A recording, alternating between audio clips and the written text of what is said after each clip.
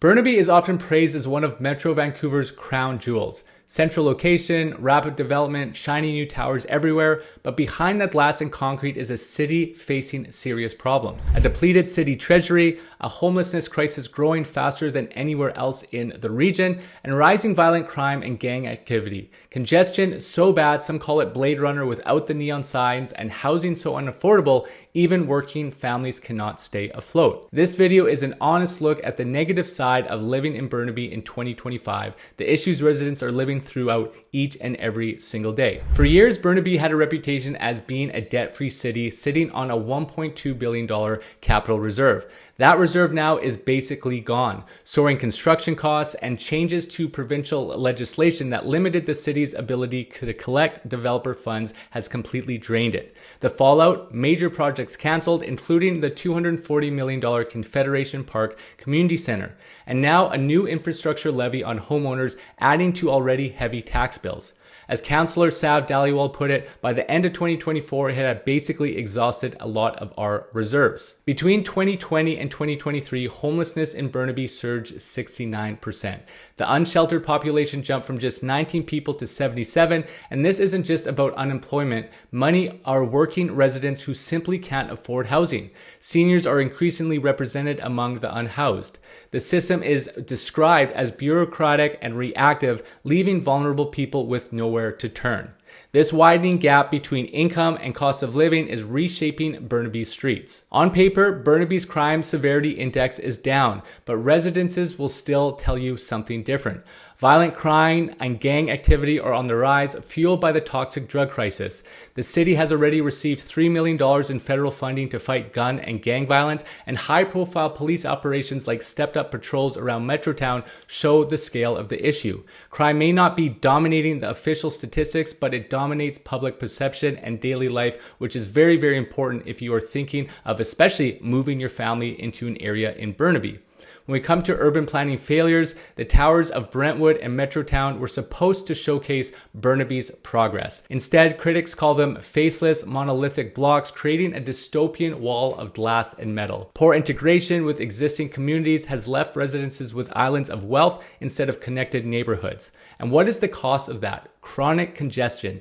Lougheed Highway, Kingsway, and countless side streets are gridlocked with traffic and construction. Pedestrians are largely an afterthought in these mega development situations. Burnaby's growth has come at the cost of livability in terms of less community connection and a ton of traffic and pollution. For a city that loves to market its natural beauty, Burnaby's green space is unevenly distributed. A BCIT study found that wealthier neighborhoods actually have less access to parks. Contrast that with Vancouver's Greenest City Action Plan, which ensures every resident lives within a 5-minute walk of a park. Burnaby has gems obviously like Central Park, but overall, green space hasn't kept pace with population growth. And for those who are wanting to enjoy a greater Vancouver living, green space and outdoor space is a must, and Burnaby is severely lacking on that front as they are just putting up concrete pillar after concrete pillar in construction. While often framed as cheaper than Vancouver, Burnaby is still out of reach for most families. When it comes to detached homes, they are almost on par with Vancouver, almost reaching that $2 million mark for an average detached. When it comes to rents, in many cases, they are higher than Vancouver's, especially when you look at some of these newer projects like Metrotown and Brentwood. And when Vancouver itself has been ranked the 4th most impossibly unaffordable housing market in the world, Burnaby is trailing just behind, and it's not much comfort for those. Affordability here in Burnaby is definitely an illusion. Burnaby is definitely at a crossroads. The rapid growth has brought rapid consequences, such as the drained treasury, surging homelessness, rising violent crime, congested, poorly planned neighborhoods, unequal green space, and housing that's simply out of reach for most people. What was once one of Metro Vancouver's most stable municipalities is now grappling with the fallout of its own development. The question here is, will Burnaby change course, prioritizing livability and equity, or will it double down on developer-driven growth at the cost of its residences?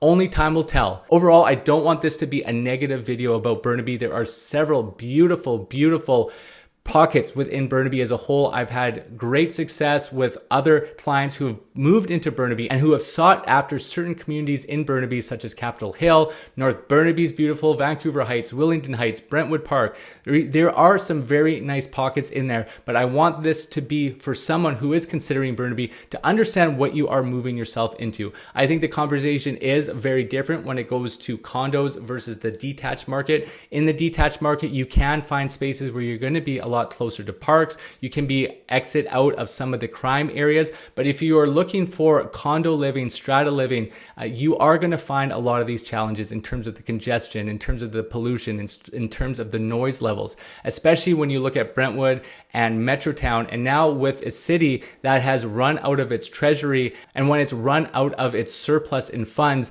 the only way to start making that back is going to be on the tax front.